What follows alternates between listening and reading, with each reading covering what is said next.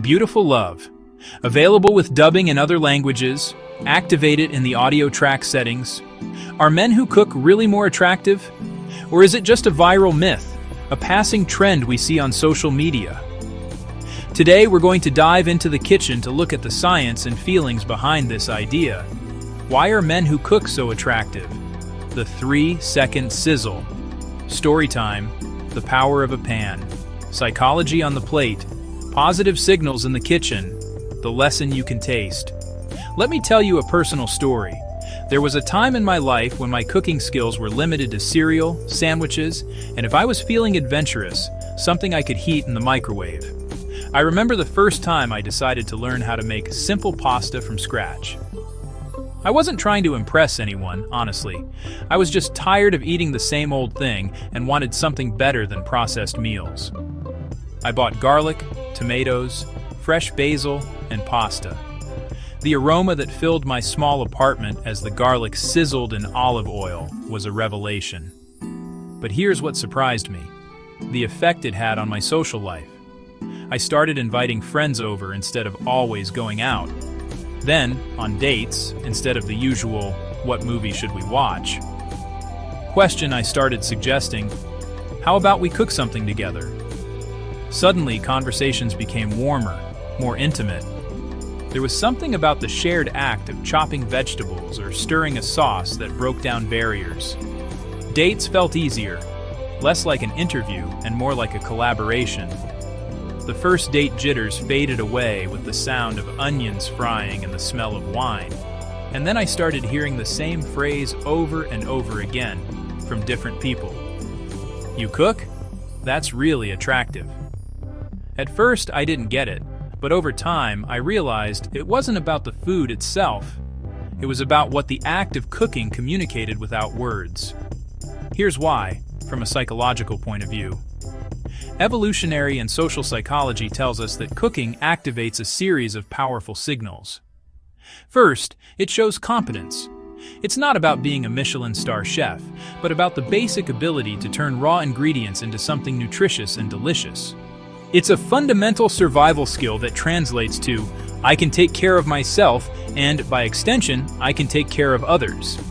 It's a display of resourcefulness and self-reliance. Second, and perhaps most importantly, it communicates care. The act of preparing a meal for someone is one of the oldest and most basic ways to show affection. It says, "I've invested my time and energy in your well-being and your pleasure." It's an act of service that asks for nothing in return, a gesture of nurturing that goes beyond the physical and touches the emotional. And third, it projects confidence. A man who moves easily in the kitchen, who isn't afraid to experiment or even make a small mistake, shows a self-assurance that is very attractive. It's not arrogance, but the calm of someone who is in control of their surroundings.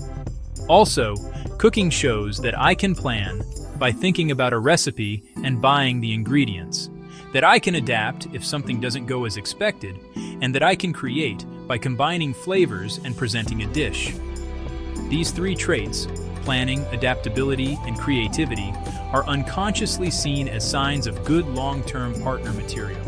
In fact, in various informal surveys and studies on couple dynamics, many women report that a man who cooks is seen as more emotionally available. And above all, he is seen as someone who collaborates. In a world where sharing household chores equally is key to a healthy relationship, seeing a man in the kitchen sends a clear signal. He's someone who will share the load, not add to it. It breaks with outdated gender roles and shows a team mentality. Cooking is also a way of telling stories without using words. A dish you prepare, remembering that she doesn't like cilantro or prefers food that isn't too spicy, says, "I pay attention to the details that matter to you." It shows that I can listen and turn your tastes and preferences into a concrete and thoughtful action. It's presence, not just presentation. You're there, in the moment, creating something to share. Now, let's talk practical. You don't need to be an expert. Here are 3 foolproof dish ideas. First, tacos. They're interactive, colorful, and customizable. Prepare seasoned ground meat, shredded chicken, or black beans. Set out warm tortillas, guacamole, salsa, cheese, and cilantro. It's a fun meal that invites participation. Second, a stir fry. It's quick and healthy. Chop your favorite vegetables like broccoli, bell peppers, and carrots.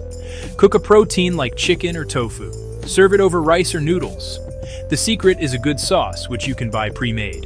And third, baked salmon with asparagus. It sounds fancy, but it's incredibly easy. Place salmon and asparagus on a baking sheet. Drizzle with olive oil, salt, pepper, and a little lemon juice. Bake for 15 minutes. It's a sophisticated dinner with minimal effort. Now let's talk about the positive signals you can send and some common mistakes to avoid. First and foremost, ask first. Before planning anything, ask about their preferences. Spice level, allergies or intolerances. Is there any ingredient they hate or absolutely love? This shows consideration from the start. A common mistake is trying too complicated a dish to impress. If you're stressed and sweating in the kitchen, the atmosphere will be tense.